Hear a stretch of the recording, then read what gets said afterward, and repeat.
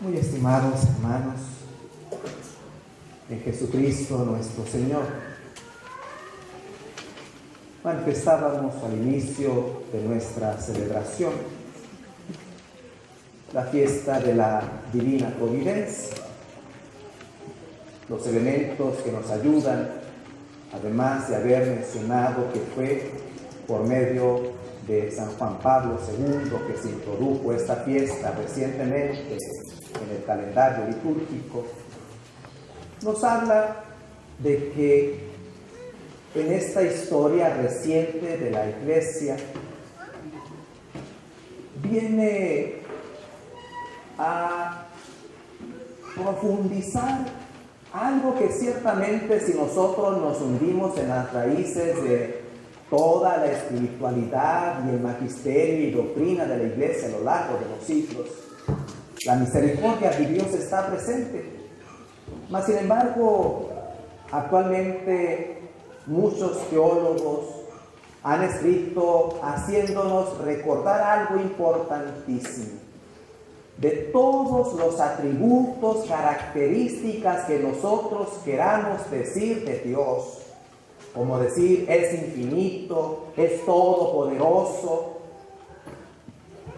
la misericordia es el atributo más grande y lo que mejor podemos nosotros decir de Dios. Es decir, en su divina misericordia se expresa todo con entereza lo que Dios es. Y expresábamos inclusive en la misma oración este recuerdo: Dios de eterna misericordia. Y lo cantamos hermosamente en el Salmo: la misericordia del Señor es eterna, diga la casa de Israel, la casa de Abraham, la casa de Isaac, de Jacob, eterna es su misericordia. Vivenciar la misericordia es la experiencia fundamental de nuestra fe, porque la misericordia es un baño de gracia, de consuelo, de paz, y podemos descubrirla que está presente, esperando ser descubierta, pero se topa con nuestra humana fragilidad. Por una parte, tenemos que decir, partiendo de la carta del apóstol Pedro, donde nos dice al final: ustedes se llenan de una alegría radiante e indescriptible, seguros de alcanzar la salvación de sus almas, que es la meta de la fe. En las antiguas catequesis nos decían que el fin de toda persona humana en su tránsito por este mundo era amar a Dios con todas nuestras fuerzas para alcanzar la salvación. Es decir, nuestro fin, amar y servir a Dios. Y nos dice: de una alegría tal es la que debe de marcar nuestra vida de fe. Jesús en distintos modos y maneras nos decía: hagan un tesoro en el cielo, donde no hay polilla que lo vaya a carcomer. Por lo tanto, la herencia que Dios nos ha dejado no son bienes en este mundo, como muchas veces propagan algunas teologías de la providencia o de la abundancia. El don más grande que Dios nos ofrece y al cual estamos llamados a cultivar es querer alcanzar la vida eterna. Y esta experiencia, decíamos, está marcada por nuestra humana fragilidad. La página evangélica nos sitúa en espacio y en tiempo. El domingo anterior, celebrando la resurrección, y escuchamos que nos rendía a ese momento, el primer día de la semana, el domingo, hay una aparición del resucitado, pero después nos entra en este día que nos hemos convocado, porque nos dice 8 días después de la resurrección.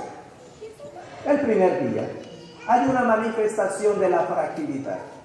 Nos dice que los apóstoles del Señor tenían miedo a los judíos. No nos dice qué tipo de miedo. Miedo tal vez a morir como Jesús. Miedo de no sentirse lo suficientemente fuertes para ser testigos de la fe.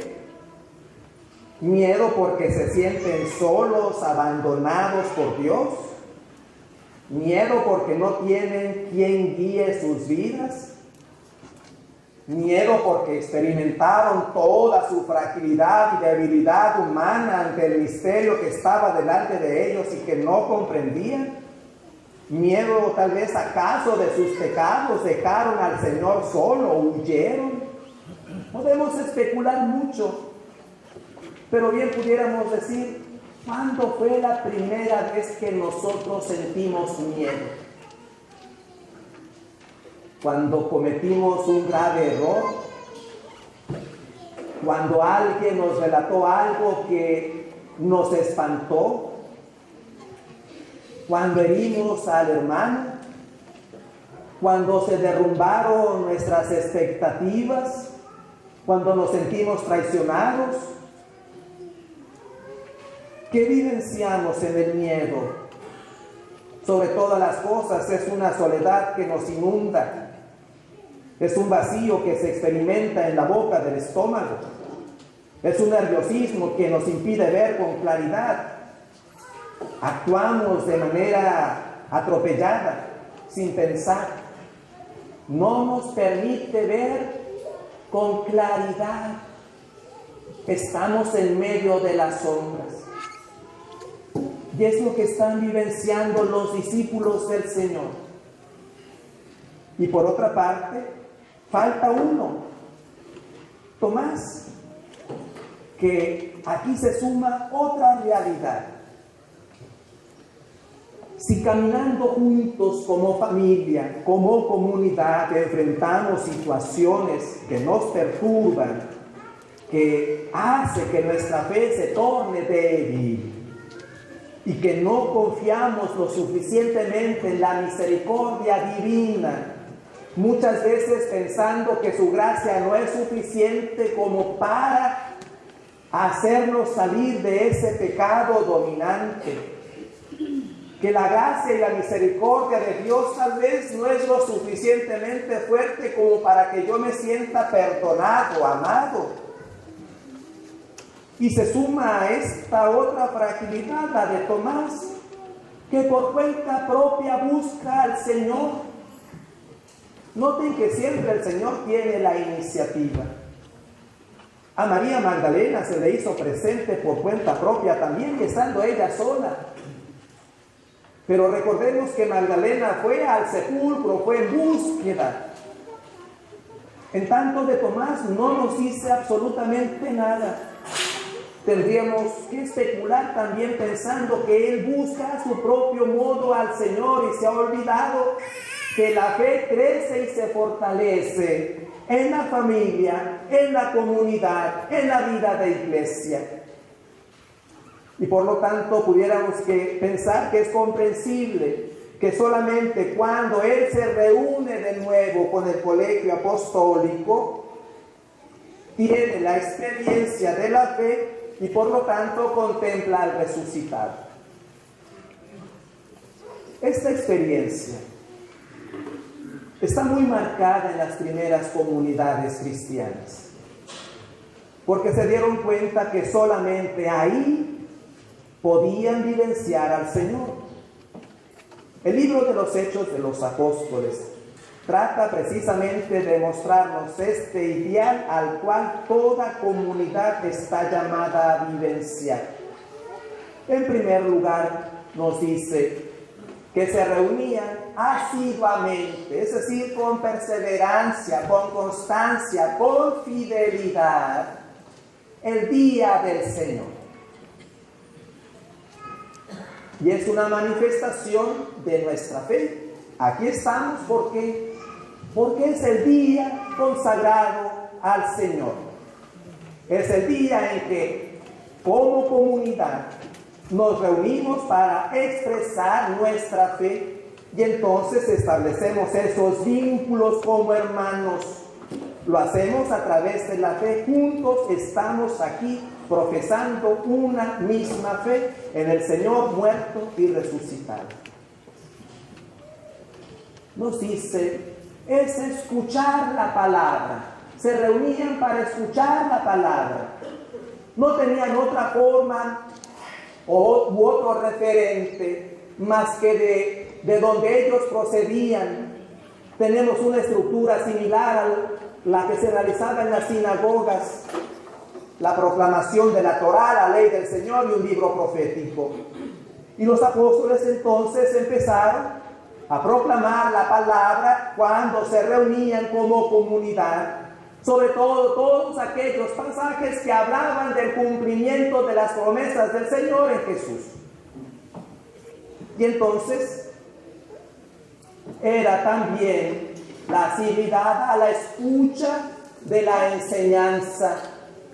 Y precisamente por eso estamos aquí, porque queremos motivarnos, queremos que se nos dé una luz que venga a hacer de la escritura que ha sido proclamada algo que venga a responder a mis necesidades y situaciones de vida que hoy estoy experimentando. Queremos motivarnos en la escucha de la palabra. Pero también nos dice en la comunión fraterna, y más adelante el texto nos hace referencia de cómo compartían los bienes. No hay que pensar que únicamente son los bienes económicos. Muchas veces pensamos que la caridad se reduce a darle a alguien parte de nuestros bienes materiales. Compartir todo es compartir nuestra fe, compartir nuestra presencia, compartir con el hermano que está triste, compartir también nuestros sentimientos. Es compartir todo en el Señor. Y suma algo muy importante y que el siguiente domingo hará de nueva cuenta referencia. Siguiendo el Evangelio de Lucas, los discípulos de Emaús. Hoy nos dice que junto con todo esto que hemos mencionado, se reunían a la fracción del pan. Los discípulos de Emaús lo descubrieron en la fracción del pan. El Jueves Santo, siguiendo la lectura de la primera carta a los Corintios, en el capítulo 11, escuchábamos a Pablo: les comunico lo mismo que yo recibí, que el Señor Jesús, la noche que iba a ser entregado, tomó pan, tomó el cáliz y dijo: esto es mi cuerpo, esta es mi sangre que se entrega por ustedes, háganlo en memoria mía. Hay tal conciencia de la fracción del pan que el Señor resucitado está ahí presente, que en esa misma carta, versículos más adelante, dirá el apóstol: todo aquel que come y bebe el cuerpo y la sangre del Señor de manera indigna, está comiendo y bebiendo su propia condenación. Para hacernos sentir que desde el principio la Iglesia tiene conciencia que en la fracción del pan verdaderamente está presente el Señor. No es una burda representación. Por eso hacíamos la invitación al principio de la celebración. El Señor nos invita a la mesa de la palabra y de la Eucaristía.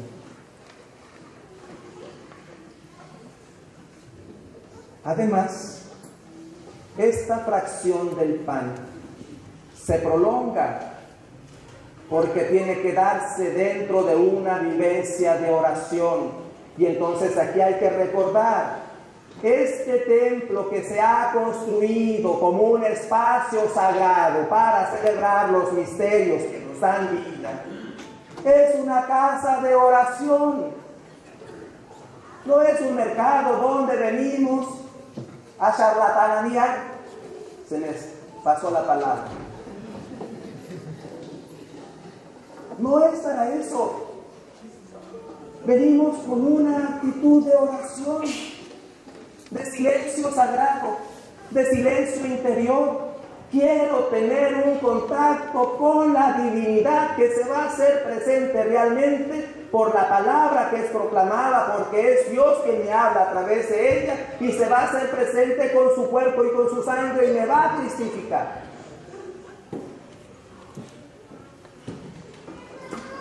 Experimentar entonces la misericordia de Dios es algo fundamental. Hermosamente hemos escuchado también: dichosos aquellos que sin ver crean. Los misterios de fe que celebramos parten de una proclamación, y esa proclamación tiene un origen: la fe de los apóstoles. A Cristo resucitado nosotros no lo hemos visto ni hemos tocado sus llagas, pero ellos son testigos. Y lo que nos han comunicado entonces es lo suficiente para que nosotros nos alegremos y tengamos vida. Estimados hermanos, hermanas, la Eucaristía, el santo sacrificio de la misa, es la riqueza más grande que nosotros tenemos como iglesia. Es fuente y culmen de toda nuestra vida cristiana. En ella tiene origen todo y en ella converge todo. Es ya una anticipación de la vida eterna y es alimento del peregrino para que alcance la vida eterna. El que come mi pan y bebe mi sangre, dice el Señor, yo le voy a dar vida eterna, lo resucitaré en el último día. Es la riqueza que nos identifica. Nadie tiene la Eucaristía como cristianos, únicamente nosotros, Iglesia Apostólica. Y somos fieles a la Escritura. Verdaderamente el Señor está presente en medio de nosotros.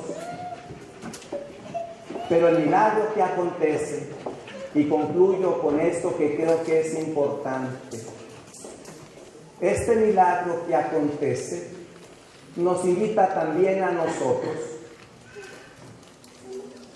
a no pedir milagros. ¿Me explico? En el texto de los Hechos de los Apóstoles, el milagro lo hicieron los testigos, aquellos que creyeron por su manera de vivir, de partir. Qué bueno sería que dejáramos de pedir milagros y empezáramos a hacer milagros en el nombre del Señor, porque estamos convencidos que verdaderamente Él es el Señor de la historia, el Señor de la resurrección, el Señor de nuestras vidas.